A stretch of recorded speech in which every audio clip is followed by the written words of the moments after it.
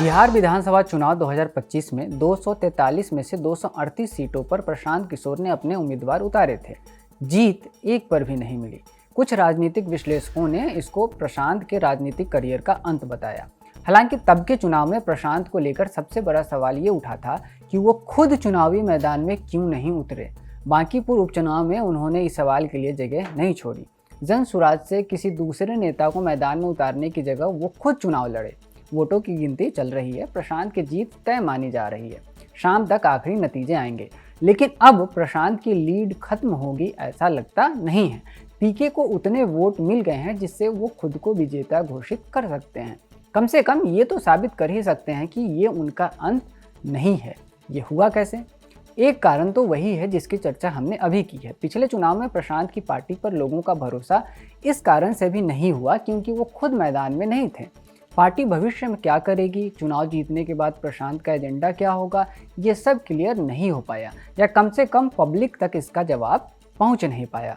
इस बार प्रशांत खुद चुनावी मैदान में थे और इस बार लोगों पर पूरी पार्टी को जिताने का बोझ नहीं था। बस एक सीट की बात थी और वो कैंडिडेट खुद पार्टी का मुखिया था। यह सच है कि जनसुराज अभी उस स्थिति में नहीं है कि बिहार में उसकी सरकार बन सके, लेकिन लोगों में इस बात को लेकर कौतूहल जरूर है कि प्रशांत किशोर आगे जाकर क्या करेंगे, और इसलिए एक वर्ग उन्हें विधानसभा में तो देखना ही चाहता है जहां प्रशांत खुद को साबित कर सकें।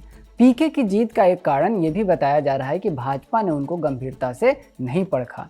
पार्टी के राष्ट्रीय अध्यक्ष नितिन नबीन की यह सीट थी जहां से पीके के सामने पार्टी ने किसी मजबूत उम्मीदवार को खड़ा करने की जरूरत नहीं समझी। इसका कारण ये था कि इस सीट को भाजपा का गढ़ माना जाता है। आप इसको नितिन नबीन का गढ़ भी कह सकते हैं, क्योंकि 2008 में ये सीट बनी और 2010 के बाद से लगातार वो यहाँ से 4 बार विधायक बने। 2008 से पहले ये सीट पटना वेस्ट क्षेत्र में थी, वहाँ से भी 2006 में नितिन नबीन ही जीते थे, और उससे पहले 1995 से 2005 तक उनके पिता यहाँ से विधायक रहे। इसी संदर्भ में भाजपा नेता रविशंकर प्रसाद का एक बयान भी वायरल हुआ कि बांकीपुर से कुत्ता बिल्ली को भी खड़ा कर देंगे तो वो जीत जाएगा। पीके ने इस बयान को भी अपनी नैरेटिव में शामिल किया। उन्होंने अपने भाषणों में इस बात पर जोर दिया कि भाजपा अपने अहंकार के कारण बांकीपुर के लोगों को कुछ नहीं समझती, और उन्होंने अपील की कि इस अहंकार को तोड़ने के लिए भाजपा कैंडिडेट को एक बार हराया जाए। उन्होंने कहा कि भाजपा बांकीपुर को अपना किला समझती है, लेकिन किला जनता बनाती है, कोई राजनीतिक दल नहीं। संतोष सिंह इंडियन एक्सप्रेस में लिखते हैं कि प्रशांत की लोकप्रियता इसलिए भी बढ़ी क्योंकि बांकीपुर में बीजेपी और आरजेडी के जनाधार में दरारें आ गई थीं। जनरल कास्ट में से सिर्फ कायस्थ लोगों ने एकजुट होकर भाजपा को वोट किया। सामान्य वर्ग की दूसरी जातियां और ओबीसी वोटर्स का सपोर्ट पीके की ओर ही दिखा।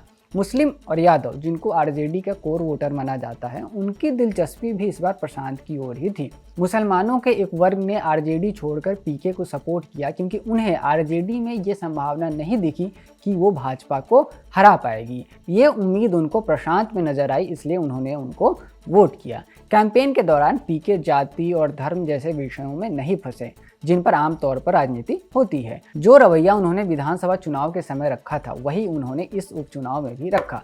लोगों को याद दिलाया कि पढ़ाई लिखाई और रोजगार की बात करो। भाषणों के दौरान उनकी आवाज में जो एक तल्खी पहले के चुनाव में दिखी थी वो इस बार भी मौजूद थी। पीके ने इस बार भाजपा और राजद के उम्मीदवारों से अलग रणनीति अपनाई। चुनाव प्रचार के दौरान उन्होंने मोहल्लों में सभाएं की और आम लोगों से बातचीत पर ज़्यादा जोर दिया, और यही करके वो भाजपा के वोटर्स को तोड़ने में सफल हो सके। संतोष सिंह ये भी लिखते हैं कि भाजपा की स्थानीय इकाई में कुछ मतभेद भी चल रहे थे। पीके ने इस कला का भी फायदा उठाया। इस मामले पर जो भी अपडेट्स होंगे वो हम आपको बताते रहेंगे। मेरा नाम है रवि सुमन, आप देखते रहिए खबर गाँव। इस वीडियो को कैमरे पर रिकॉर्ड किया है हमारे साथी आनंद ने।